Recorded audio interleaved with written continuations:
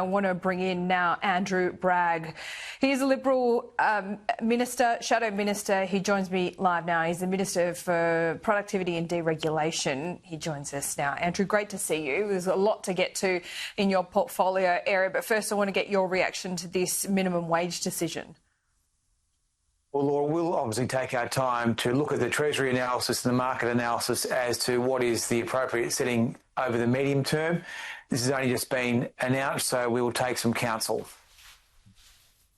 Okay, fair enough. Let's get to your portfolio then. When we look at work from home in particular, and I know you spoke to the Australian newspaper about this, so you now see, is this correct, the work from home component of the workforce as having huge productivity gains, or would that be overstating it?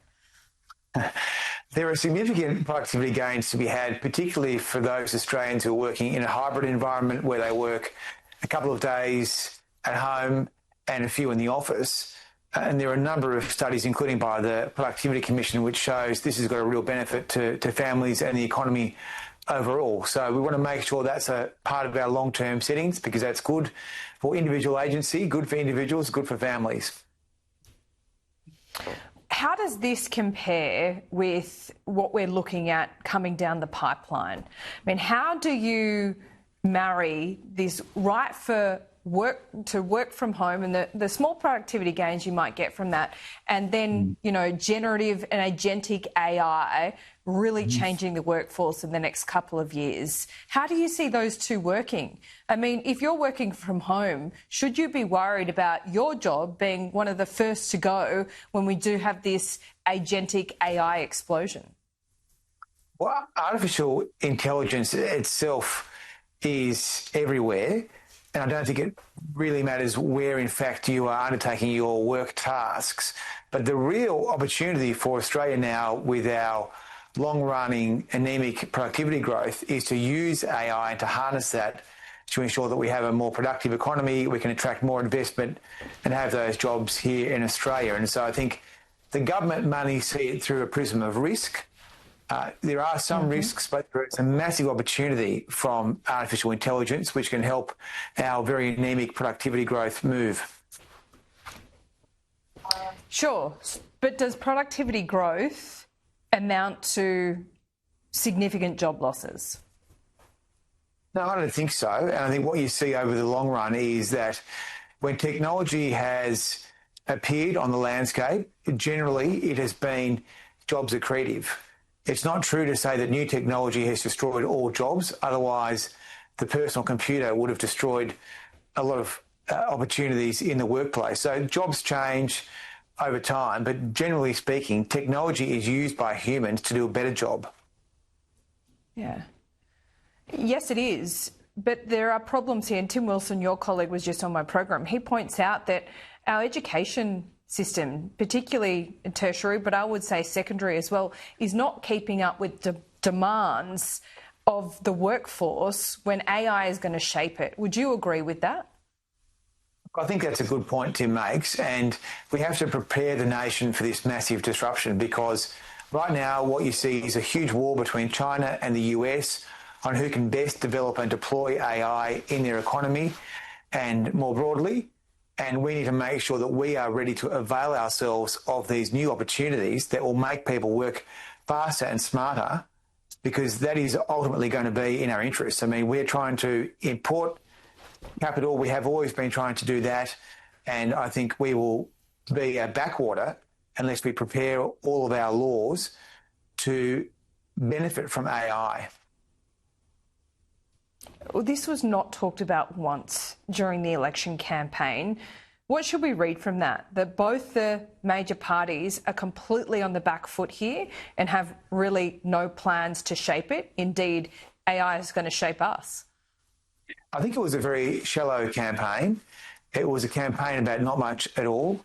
And I very much regret that because I don't think we had the opportunity to talk to the Australian people about the great opportunities that can be found in these disruptive technologies like AI. But the good news is we still have time to do that over the next few years, and that's what we'll be looking to do alongside our other economic colleagues, Ted O'Brien, James Patterson, Tim Wilson. Yeah. It was a shallow campaign. It was low rent, sometimes depressing at times, you could say, because it was just lacking in any ambition for the Australian people. Would you like to add anything to that? And what responsibility should the coalition take?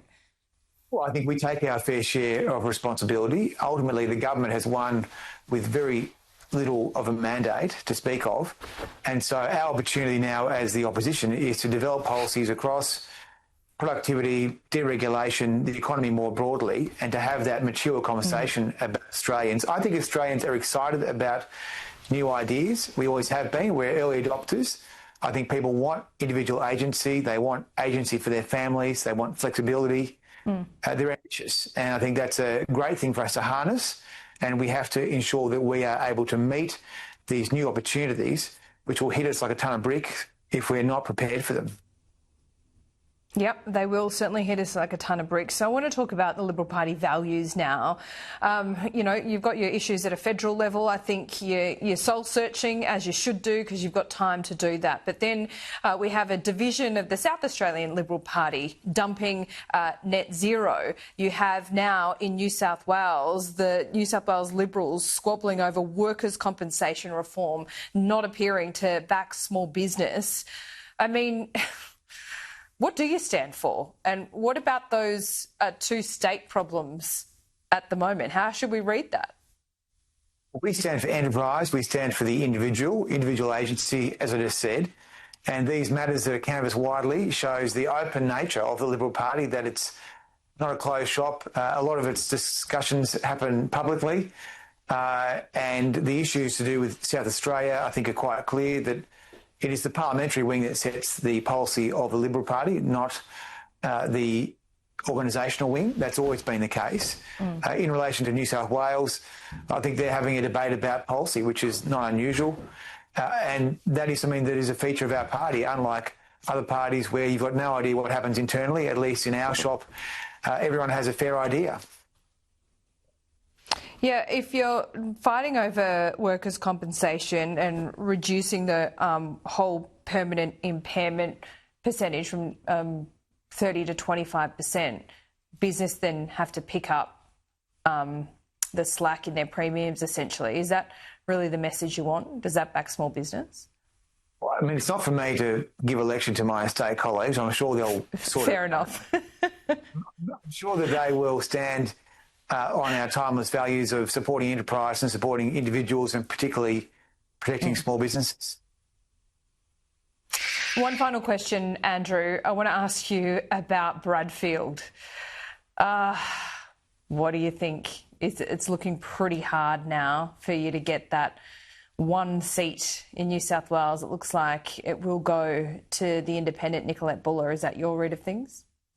I mean, look, I really have no idea. That's really a matter for the AEC, people who are scrutineering there. I know it's been a long slog for everyone. We're hoping for the best possible result there, but it's really in the hands of the officials now, so I won't be able to add any further insight, sorry. Yeah, fair enough. Do you think the Liberal Party should challenge it, take it to the Court of Disputed Returns? Would you fight hard for that seat? Look, I think, as you know, the parliamentary wing sets a policy and the organisational wing deals with these administrative arrangements, and they'll make a judgment in good time.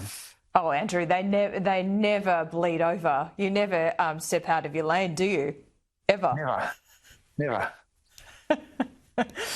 We can talk about the internal machinations another time. Andrew, great to talk to you. Hope to get you on again soon. This issue of agentic and generative AI is certainly not going away, and it's something that we need to shape, and we can't let it shape us. So hope to speak further.